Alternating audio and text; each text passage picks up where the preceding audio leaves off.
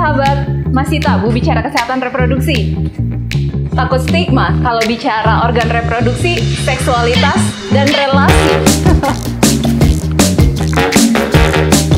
Akibatnya, aborsi, seks bebas, dan kekerasan terjadi. Di sini kamu diberdayakan untuk memahami bahwa betapa pentingnya dirimu dan luasnya potensimu. Karena kamu sungguh berarti untuk Indonesia ke depan nanti. Don't worry, ada aku, sahabatmu.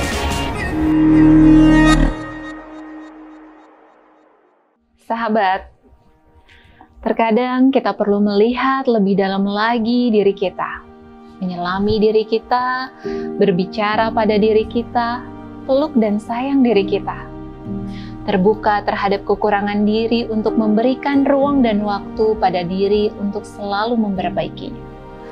Bersama aku Astri, akan kutemani. Don't worry, ada aku, sahabatmu.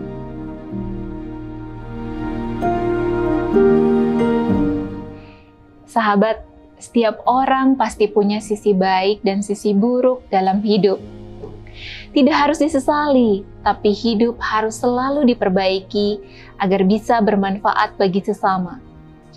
Sahabat, dengan kamu mengenali konsep diri negatif, maka kamu bisa mengendalikannya agar tidak menyakiti diri dan orang lain di sekitarmu. Kenali tanda konsep diri negatif.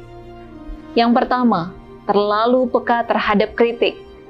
Anak muda yang sangat tidak tahan terhadap kritik akan mudah marah atau naik pitam. Hal ini menandakan bahwa ia belum dapat mengendalikan emosinya, sehingga kritikan dianggap sebagai hal yang salah dan hanya sentimen seorang belaka. Bagi anak muda seperti ini, koreksi sering dipersepsikan sebagai usaha untuk menjatuhkan harga dirinya. Gak jarang mereka cenderung menghindari dialog terbuka dan bersikeras mempertahankan pendapatnya dengan berbagai logika yang keliru. Kemampuan mendengarnya sangat buruk. Yang kedua, sangat responsif terhadap pujian. Terkadang remaja seperti ini pura-pura menghindari pujian, tapi sesungguhnya ia tidak dapat menyembunyikannya, menyembunyikan antusiasmenya saat menerima pujian. Bagi orang seperti ini, semua hal menjunjung tinggi harga dirinya, menjadi pusat perhatian, tapi mereka sering sekali sangat kritis terhadap orang lain. Yang ketiga, cenderung bersikap hiperkritis. Anak muda yang bersikap hiperkritis, ia selalu mengeluh, mencela atau meremehkan apapun dan siapapun. Umumnya mereka tidak pandai dan tidak sanggup mengungkapkan penghargaan atau pengakuan pada kelebihan orang lain. Yang keempat adalah cenderung merasa tidak disenangi oleh orang lain.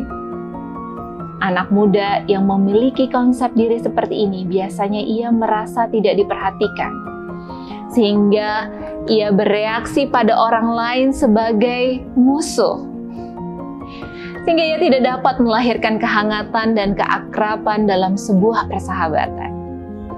Sehingga anak muda pada umumnya menjadi rendah diri atau bahkan berperilaku yang tidak disenangi. Misalnya membenci, mencela, atau bahkan ngajakin berkelahi.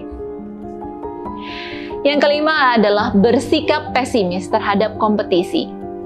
Umumnya ia enggan untuk bersaing dengan orang lain dalam membuat sebuah prestasi. Anak muda seperti ini akan menganggap tidak akan berdaya melawan persaingan yang merugikan diri. Yang keenam, mudah menyerah. Anak muda seperti ini akan mudah menyerah sebelum berperang. Jika ia mengalami kegagalan, akan menyalahkan diri sendiri maupun menyalahkan orang lain. Sahabat, aku yakin kamu mampu mengembangkan kemampuan konsep diri positif. Karena ada si dia yang positif menunggu kamu di sana.